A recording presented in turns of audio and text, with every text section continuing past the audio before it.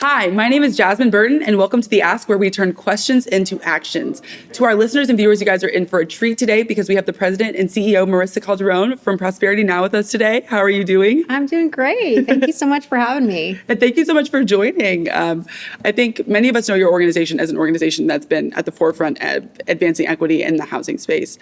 But I also know that it's the 45th anniversary of Prosperity Now.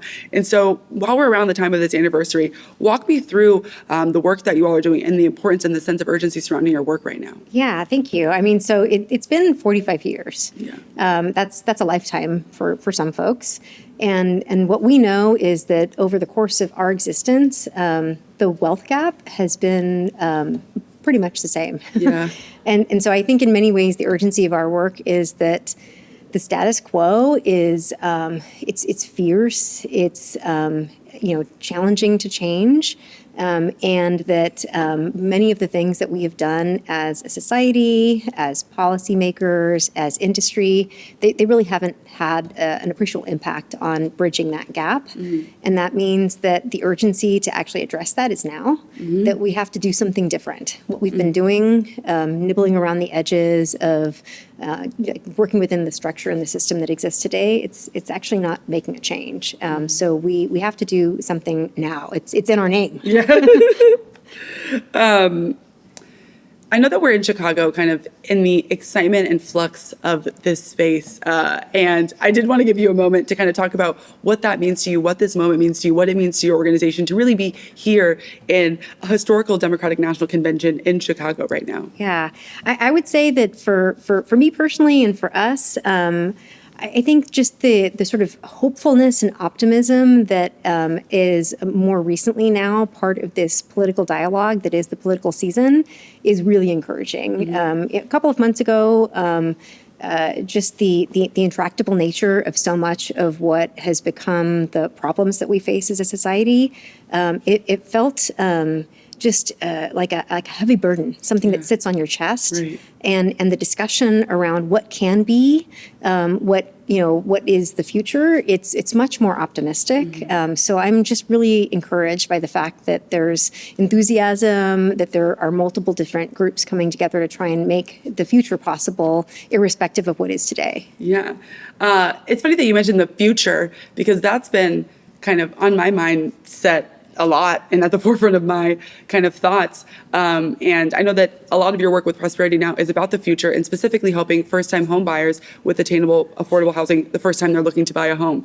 Can you walk me through a little bit of your work to help people with their future in that first-time home buying process? Yeah, I mean, so what I would say, first of all, is that we work on income building, and asset preservation. And one of the most important things that we work on is really asset building. And that's where homeownership comes into play, that when people have access to owned assets, mm-hmm. Mm-hmm. They have an ability to be more self-directed in what they can do. So some of what our policy work is focused on, for example, is certainly around tax credit. It's all the things that you think about when you think about housing. Mm-hmm. Down payment assistance and the importance there, the importance of refundable tax credits, many of the sort of things that are policy levers that lawmakers are trying to work on. And then I think that where we come into play that is a little bit different than what is being done in other parts of the ecosystem is really ushering in innovation. That the system, I feel like we need to have this collective acknowledgement that the system is working as designed. Mm-hmm. It's just not designed for everyone to prosper. Yeah. And that means that we have to usher in innovation. So we're doing work, for example, with an organization like Nestment, which is a startup that is really ushering in a way of hacking the housing system to allow for individuals to do co-buying. Increasingly, young people, especially those that are from communities of color, want to be able to live in community, intentional community that they design. Maybe it's family, maybe it's close friends. And Nestment allows for you to be able to do that and to kind of de-risk the process for lenders and to de-risk it for you as a consumer. Mm-hmm. I mean, I'm Latina. It's something that we've been doing in our community forever. Right. And solutions like the one that Nestment puts forward really allow for that to kind of meet the structures and the guidelines that lenders have in place that would otherwise be really hard to do. Mm-hmm.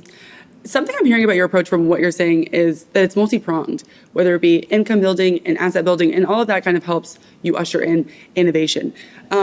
to me, when I think about organizations that are doing housing, that innovation piece is something that I think is lacking a lot, but it's also something that I feel like makes your organization unique.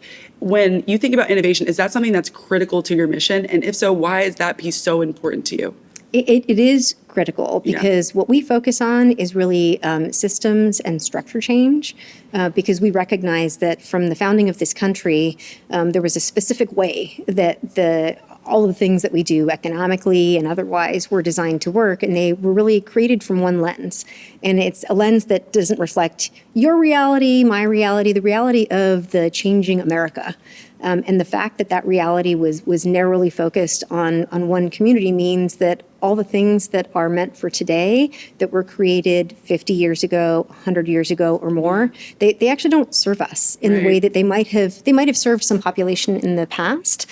But our needs are changing as consumers, and housing in particular is not a space that is easy to hack. It has layers upon layers of zoning and regulatory and structural elements that differ from community to community. It's sort of very intentionally not uniform. So it makes it really hard to solve. So for us, I feel like that's a welcome challenge as a national organization to work in community with organizations that we partner with to really understand how to scale change in a way that meets the needs of consumers and allows for asset building.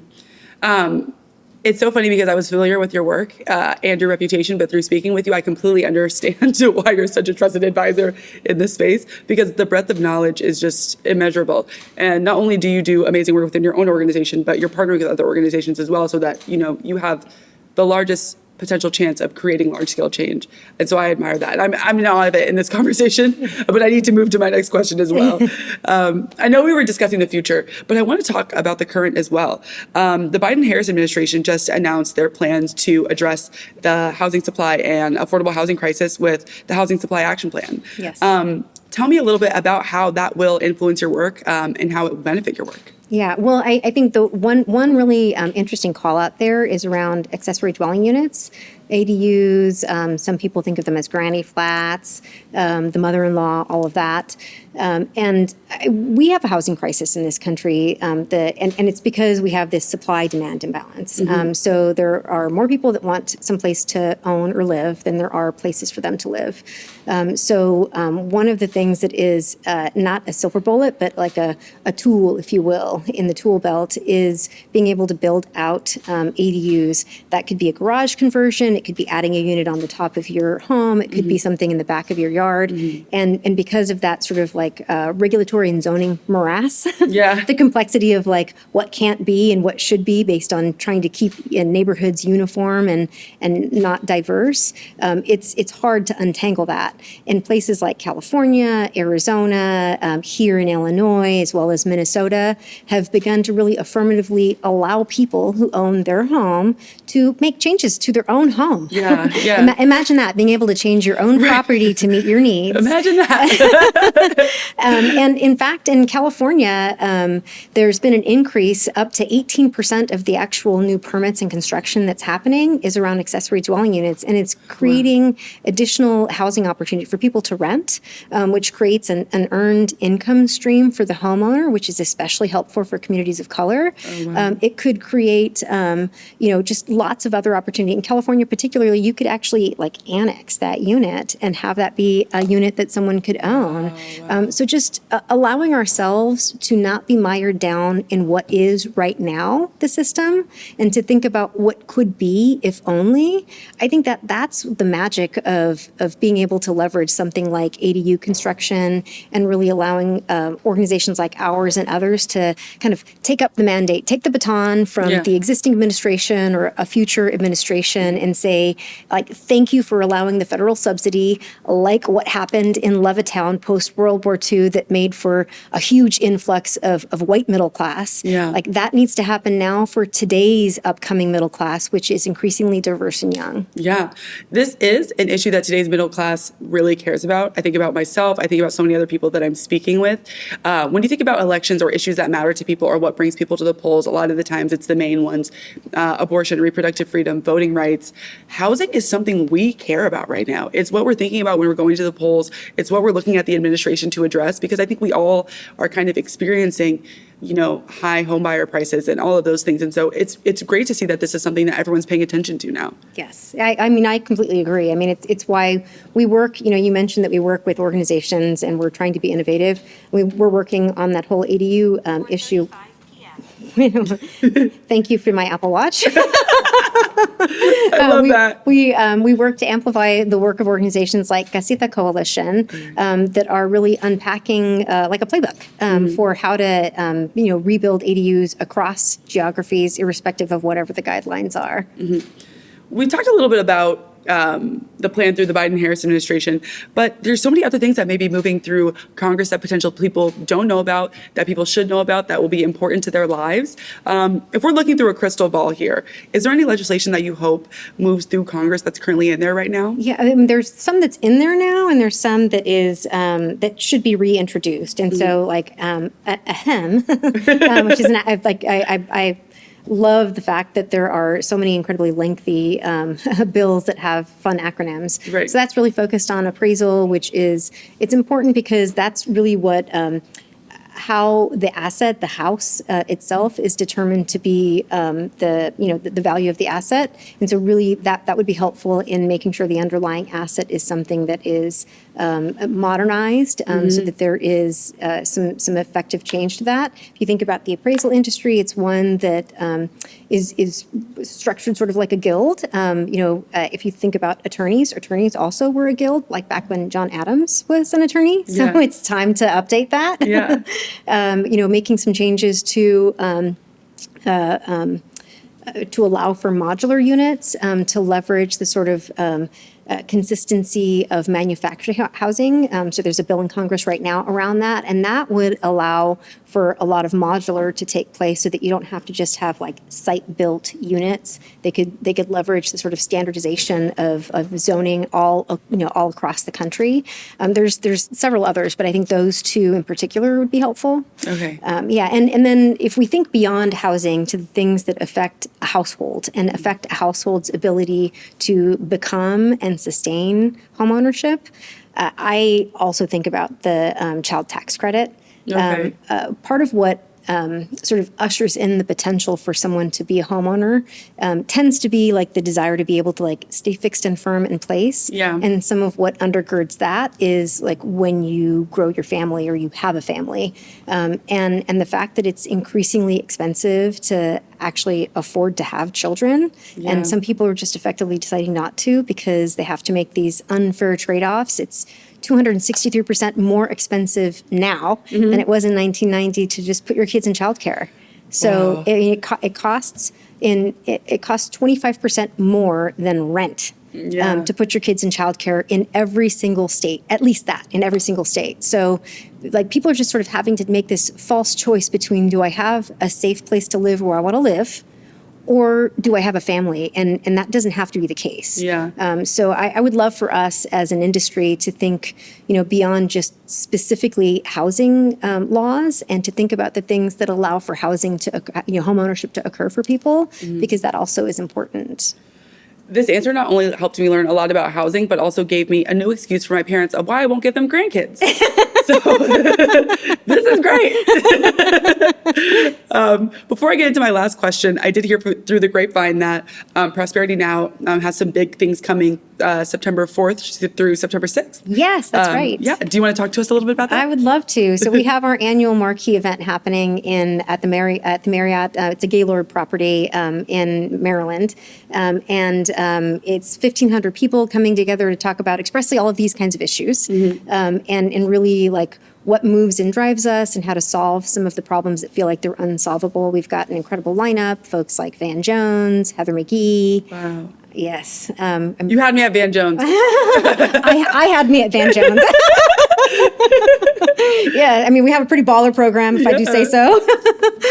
So we would love for anyone interested in any of these kinds of issues that are about building community, about building assets, about how to help your community get ahead, how to help yourself get ahead. They're all are welcome as part of our program. Amazing. And speaking of people that are interested in the issues, something that makes this podcast unique is that we always have an ask for our listeners when we conclude. Basically, because sometimes a lot of people are bombarded with information, but they're not told how they can make a difference or how they can be involved if they really want to.